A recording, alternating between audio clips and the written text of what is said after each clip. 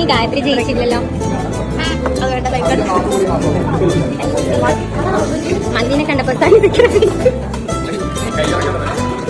ബ്ലോഗിന്റെ ഉള്ളിൽ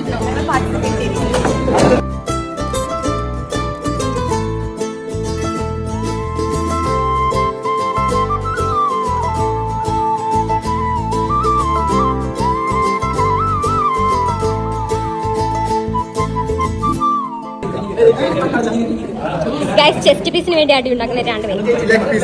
ഞാനും ജയിച്ചതാണ്. ഞാൻ ജയിച്ചത്.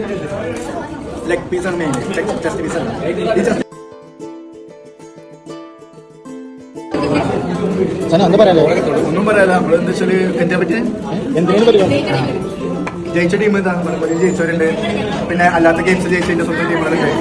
അതാ പറഞ്ഞതാണ് കസാരക്കളി കരുത്തും ബുദ്ധിമുട്ട്